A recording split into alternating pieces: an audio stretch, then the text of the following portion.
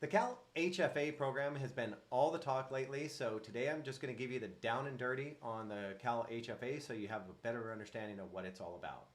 So the Cal HFA Dream for All program is a down payment assistance program for first-time homebuyers. We all know prices in California are extremely high between inflation, mortgage rates. It's all just making it very difficult for first-time homebuyers to be able to buy a home in California.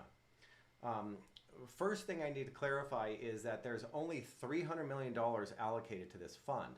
And based on California prices, this will likely only help 1,500 to 2,500 people or so. And then it's going to be gone. It's going to be gone soon. So once that money is used up, it's gone until a homeowner who used it either sells their home or they refinance, freeing up those funds again to be used once again by another first-time homebuyer. So for example, if everyone went out and used this program to buy $1 million home and they used $200,000 of it each, that would only cover 1,500 people. That said, if you want to get started, there will be an apply now link in the below. So click there to get started if you want to try to take advantage of this program. Now there are three types of down payment assistance. The first and most common is where it's essentially a second mortgage where you actually pay back the loan with interest. The second is a grant, which is a gift, and it's truly free money. The third is a shared equity program, which is what this is, the Cal FHA Dream for Cal HFA Dream for All program. This one does have some income restrictions. So if you make above 80% of the area median income, you will have to pay 20% of the shared equity gain to Cal HFA. If you make under 80% of the area median income, you will have to share 15% of the equity gain with Cal HFA.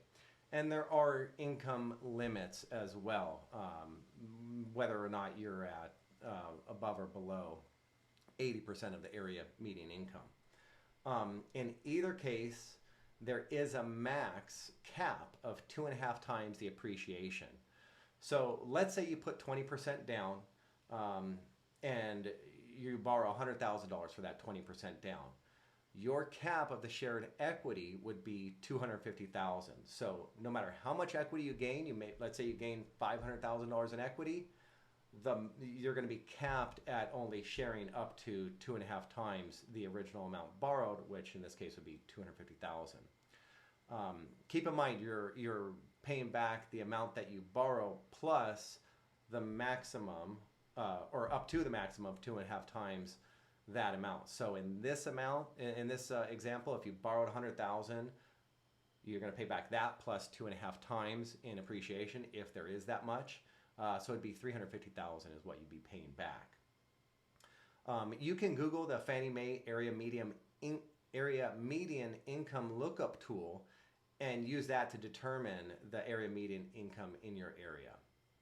Okay, now let me give you an example based on a $500,000 home purchase. So you buy a $500,000 home and they lend you $100,000, which is 20% of the purchase price. Let's say 5 years later, the value is $640,000. That means you realized $140,000 in appreciation. At that time, if you decide to sell the home, you will pay back the $100,000 that you originally borrowed, plus 20% of the appreciation of that $140,000 gain, which is $28,000. So you would be paying back $128,000 and you're left with $112,000 in appreciation. Now remember, this is on money you did not put down. So you essentially had no skin in the game to start. So I know a lot of people think, well, I've got to pay back and give them an extra $28,000.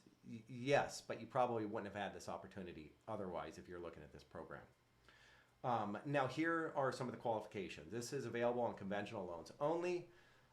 So no BK in the last 4 years, no foreclosure in the last 7 years. On a single family residence or a condo, if you have a 680 credit score, you can go up to a max debt to income ratio of 45%. If you have a 700 credit score, you can go up to a max debt to income ratio of 50%.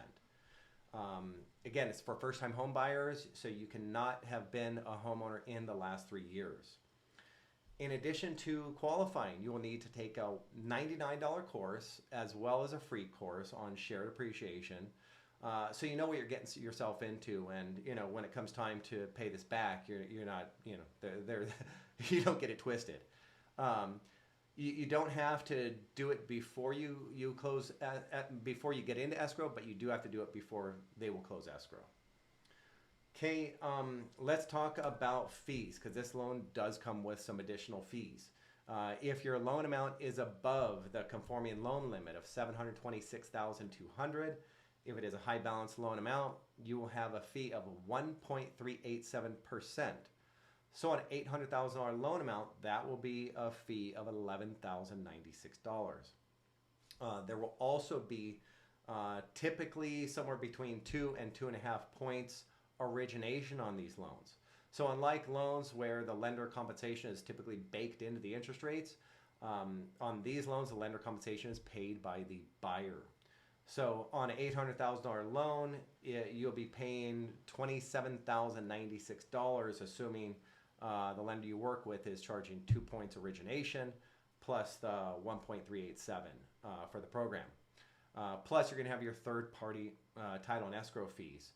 Now, I know that's going to turn a lot of people off, but in this case, remember, once again, you're getting $200,000 for this home purchase that you may or may not have been able to accomplish on your own.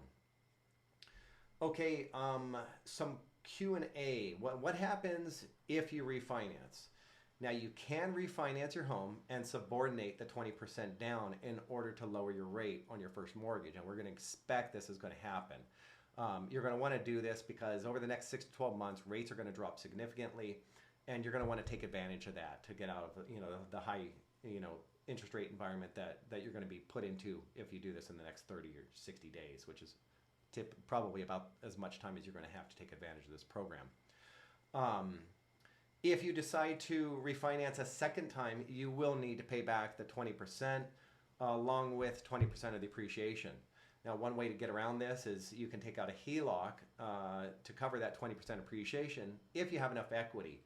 And you do have to make at least 12 mortgage payments before you can do your first refinance.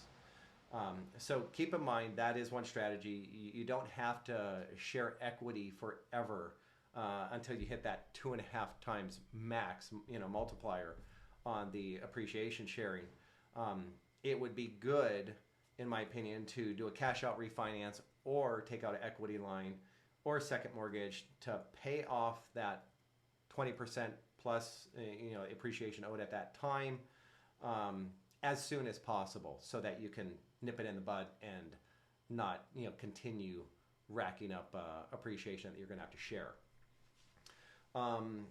So can you put down more than 20% that you're borrowing from Cal HFA?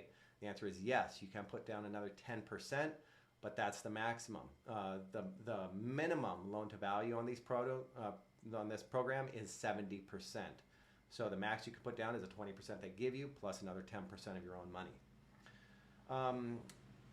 That's kind of the down and dirty on it. I hope this has helped and give you a better understanding of the Cal HFA program. If you have any more questions, please feel free to drop a comment or click the link below. You'll see all of my contact information.